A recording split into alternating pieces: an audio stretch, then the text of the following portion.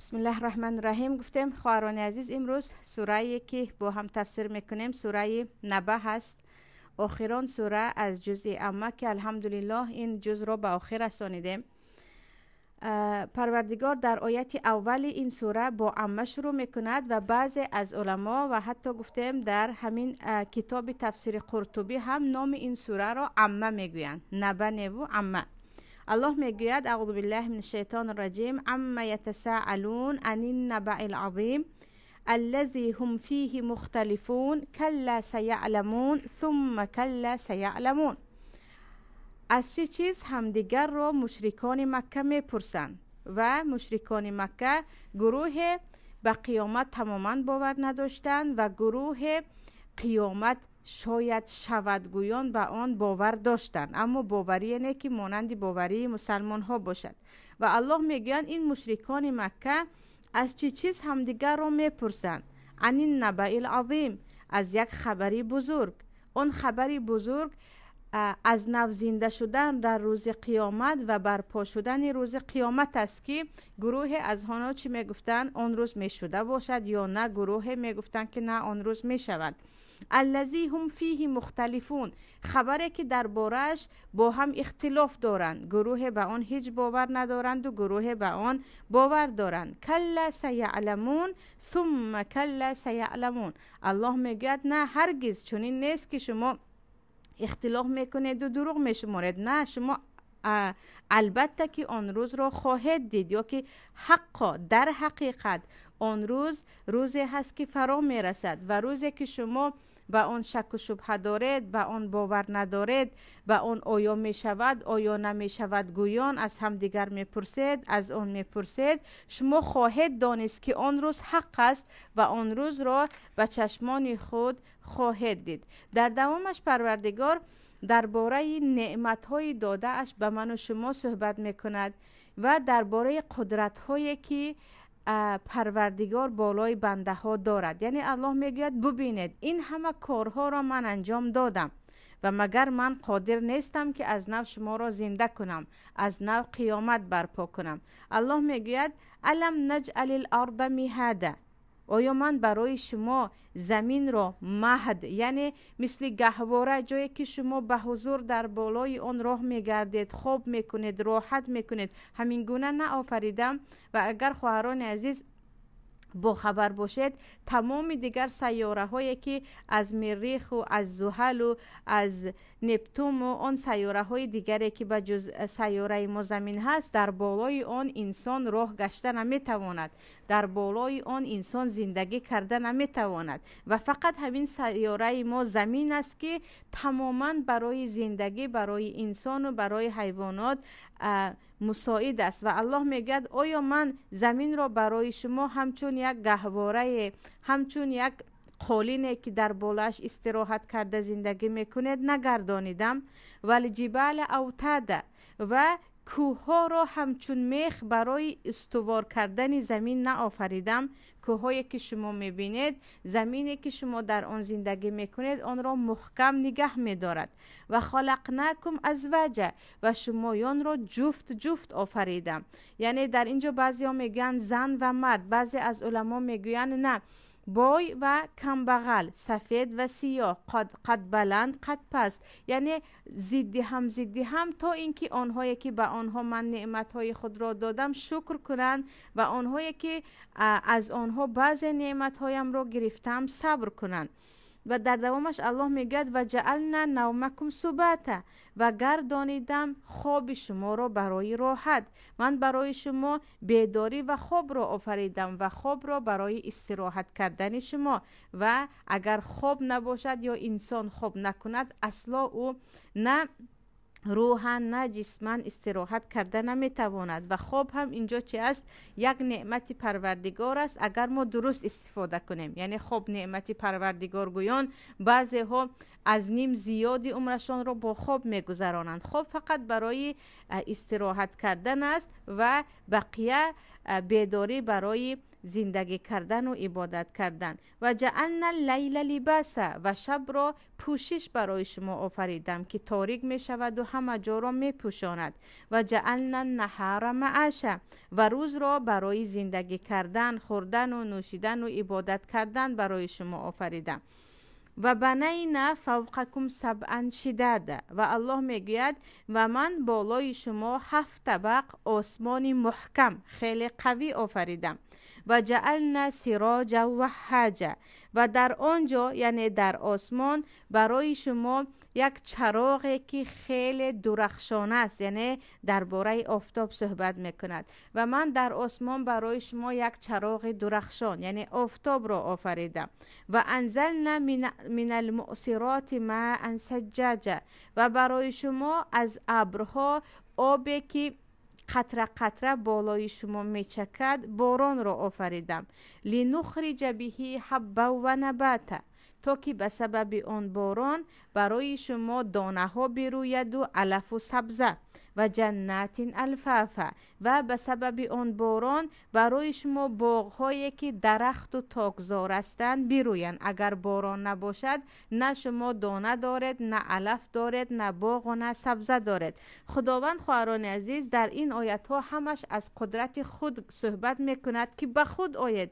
ای آنهایی که دروغ میشمارد قیامت را، ای آنهایی که باور ندارد به قدرت پروردگار که او شما را از نو زنده میکند، همان پروردگاری که برای شما زمین آفرید، برای شما باران را میریزاند، برای شما آفتاب را آفرید، برای شما این همه مخلوقاتی که به یگان تای آن شما قادر نیستید که بیافرید، یا قدرت ندارید که شما یکی از اینها را بسازید، او قادر است که شما را از نو زنده کند و او قادر است که شما را در پیشگاهش روز قیامت بیستاند و از شما حساب و کتاب گیرد.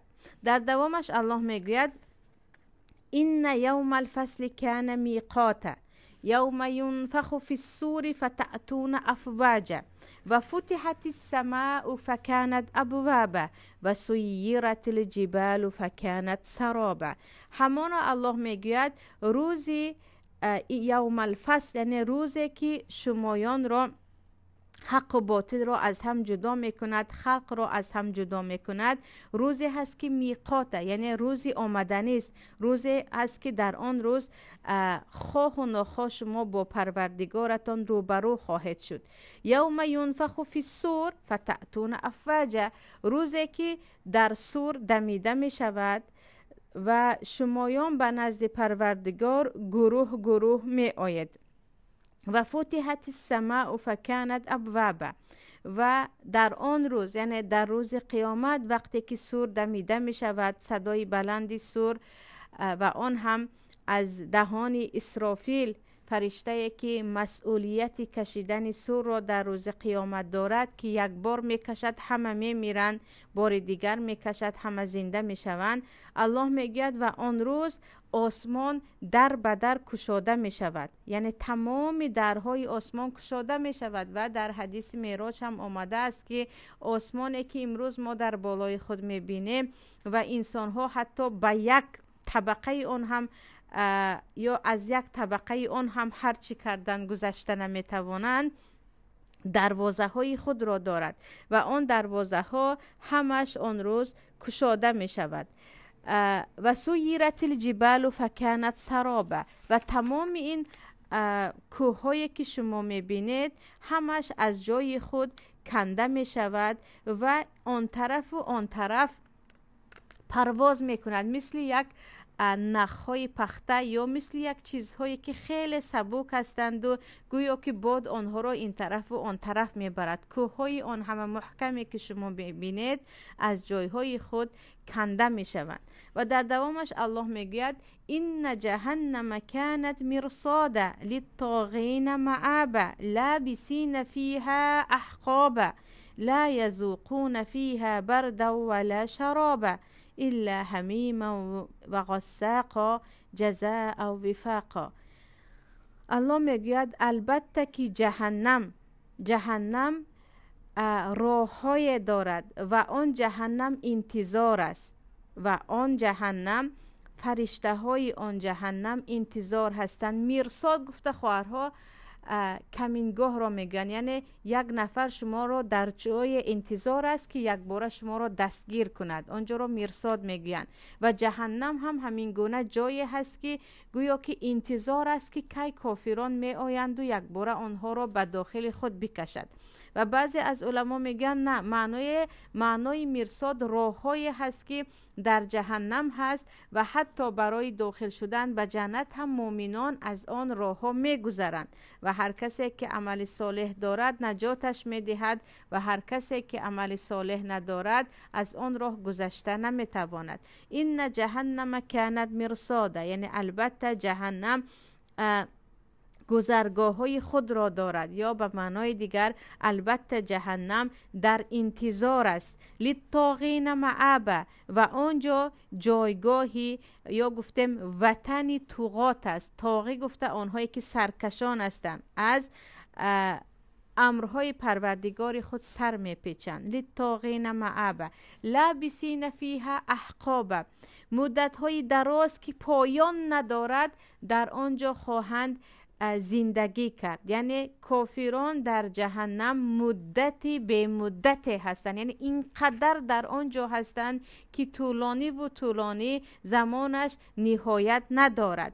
لا یذوقون فیها برد ولا شرابا، در آنجا نه یک راحت را میچشند نه آب. یعنی در جهنم برای کافران نه راحت هست، نه خواب، نه یک خنکی راحت و نه حتی نوشابه که بینوشند. الا حمیما و غساقا، و جز آب جوشان و این چونین چرک و فساده که از بدن خود دوزخیان میریزد.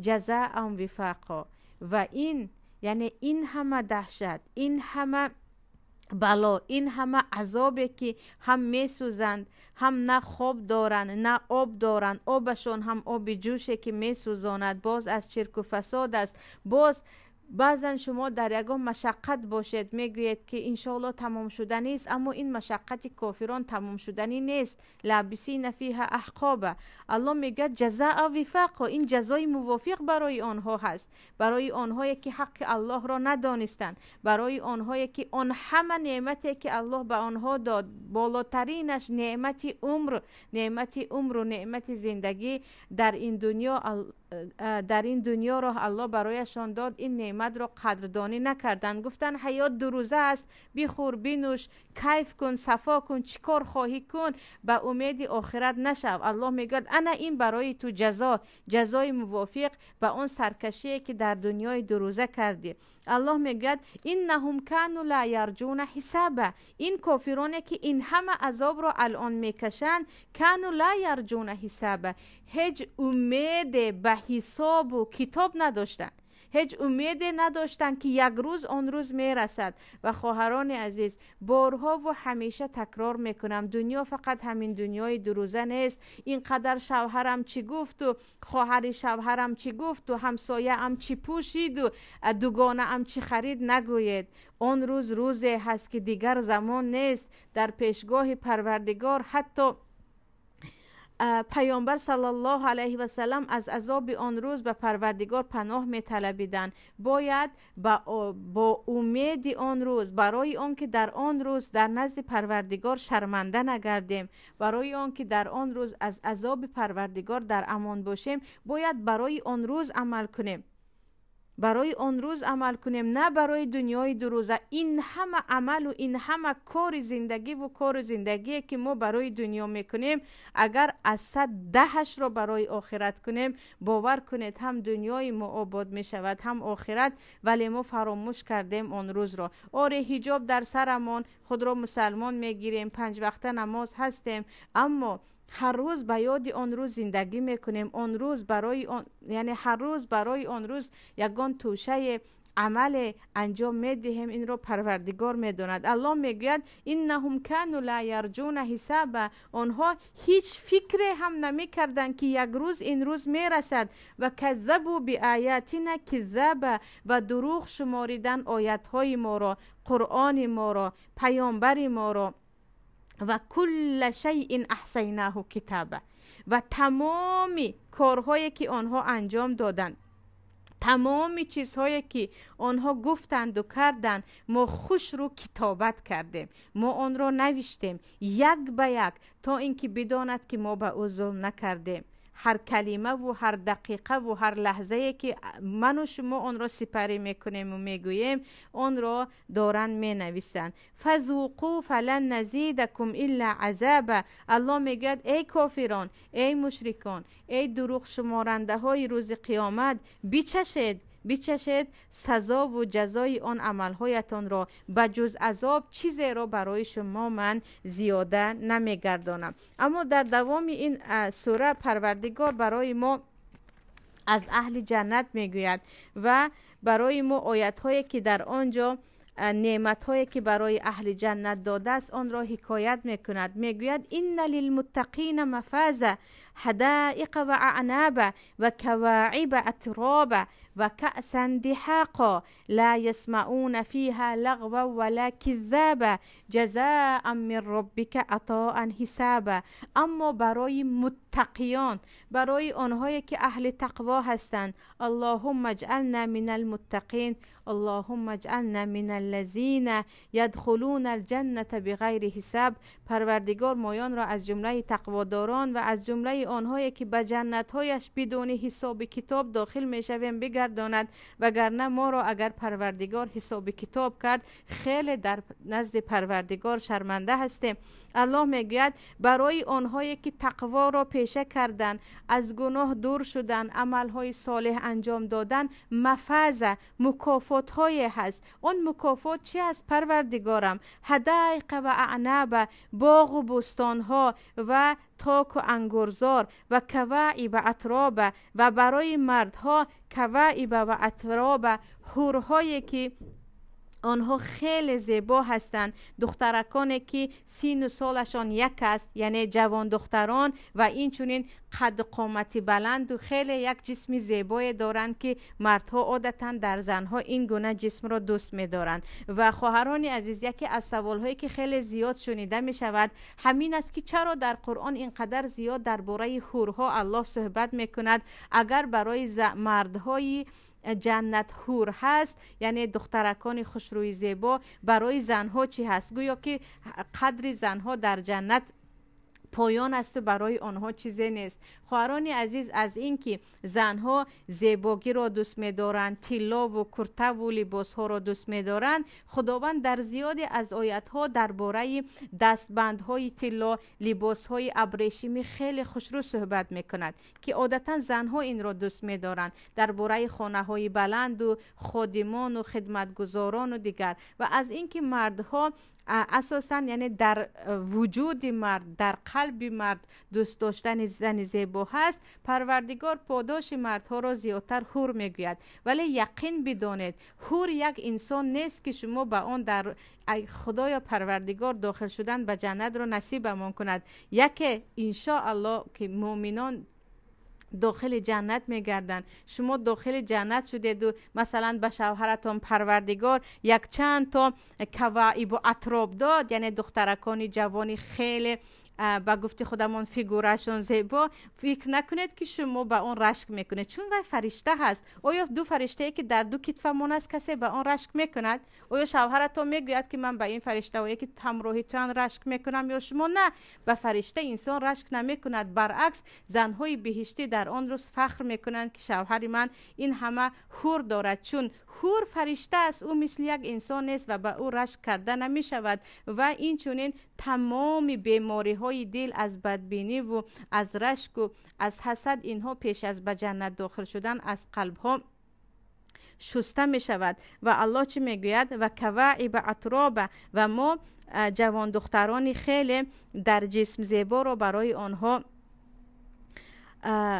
آماده کردیم. و کأسا دحاقا، و جام‌هایی که پر هستند، لا یسمعون فیها لغوا ولا کذابا، در بهشت اصلا شنیده نمی شود گپ‌های پوچ بی‌معنی و دروغ. یعنی در بهشت، اهل بهشت اصلا گپایی که به معنی هست و پوچ و دروغ است نمیگویند. جزاء من ربک عطاء حسابا، و این مکافات از طرف پروردگار، این عطا و این مهربانی از طرف پروردگار است برای آن عملهایی که شمایان انجام دادید و حساب و آخر نداره. یعنی این عملها، این مکافات ها به حساب و به پایان است برای شما، برای شما کفایه میکند و اصلا تمام نشدنی هست. در دوامش الله میگوید رب السماوات والارض و ما بینهما الرحمن لا یملکون منه خطابا. پروردگار آسمان ها و زمین است و آنچه که در بین آنهاست و او رحمان است، او خیلی مهربان است. لا یملکون منه خطابا. روز قیامت کسی نمیتواند در نزد پروردگار کسی را شفاعت دهد. یعنی تو هر کی باشی تا پروردگار اجازه ندهد کسی را شفاعت کرده نمیتوانی. یوم یقوم الروح والملائکه صفا. روزی که تمام فرشتگان و تمام حتی جبرائیل و دیگر فرشتگان مقام بالا دارند در پیشگاه پروردگار قطار می ایستند. لا یتکلمون. کسی صحبت نمی کند الا من اذن له الرحمن و قال صوابا، مگر اینکه الله به او اجازه دهد. یعنی یگان نفر، حتی فرشتگان مقرب درگاه الله در روز قیامت، تا الله به آنها اجازت سخن کردن ندهد، تا الله به آنها اجازت شفاعت کردن ندهد، نه شفاعت کرده میتوانند نه سخن کرده میتوانند. برای همین باید امید ما که پروردگار روز قیامت ما را به از اهل جنت گرداند، امیدمان به الله یگانه باشد، نه اینکه مثلا این گونه یک راه شرک است که فلانی شفاعت کند، فلانی انشاءالله شفاعت میکند. در یادم هست بعضی زنهای دیگه هم میگفتند پیامبر همه امان را شفاعت کرده داخل جنت میبرند. آره، شفاعت پیامبر در حدیث است، اما به اذن پروردگار، به اجازت پروردگار. یگان نه فرشته، نه پیامبر، نه عالم، نه یگان زاهد، هیچ کس به اجازه پروردگار کسی را شفاعت کرده و از عذاب نجات داده نمیتواند. الله میگوید ذلک الیوم الحق فمن شاء اتخذ الی ربه مآبا. آن روز حق است، پس هر کسی که خواهد به سوی در نزد پروردگارش رستگار باشد، کسی خواهد از آن روز نجات یابد، عملهای صالح انجام دهد. تو میخواهی از نجات یافتگان باشی، تو میخواهی در نزد پروردگارت از بنده های مقرب باشی، پس عمل بکن، عملهای صالح کن. با تمنا کردن و با آرزو کردن چیزی نمی شود. این انذرناکم عذابا قریبا یوم ینظر المرء ما قدمت یداه و یقول الکافر یا لیتنی کنت ترابا. الله میگوید من شما را میترسانم از آن عذاب نزدیک، روز قیامت که خیلی نزدیک است، روزی که هر یک شخص کارهایی که دستش انجام داد، کارهایی که او در دنیا انجام داد میبیند و میبیند که چی کارها رو انجام داده است. عملهایی که امروز کرده تان رو آن روز میبینید، عملهای امروز انجام کرده من رو آن روز خواهیم دید. پس انتظار باشیم که پروردگار به ما کدام عمل رو نشان میدهد، یا باید از پی عمل باشیم. یعنی خوش به حال آنهایی که هر روز از پی انجام عملی هستند به خاطر آخرت، نه به خاطر دنیا. پروردگار ما را از بندگان آخرت گرداند. چی بسا گپ‌های ما از دنیا هست. خواهران عزیز، پیشتر هم گفته بودم بعضی از شاگردان هستند که میگویند چرا یک زمانی شد که یک نفر رو پیدا نمیکنی که از آخرت صحبت کند. اینقدر صحبت ها از دنیا هست، اینقدر صحبت ها درباره نمیدونم تلفن و یک گپ های بیهوده هست. از آخرت آنهایی که صحبت میکنند خیلی کم است. الله میگه من شما را از آن روز نزدیک میترسانم. آن روز شما میبینید با چشمان خود که چی انجام دادید. و کافران آن روز وقتی که حیوان ها از همدیگر قصاص میگیرند و خاک میشوند میگویند یا لیتنی کنت ترابا، ای کاش ما هم مثل این حیوان ها خاک میگشتیم، ای کاش ما هم مثل این حیوان ها خاک میگشتیم. این بود خواهران عزیز آیت 40 سوره نبأ. الحمدلله که به پایان رسید.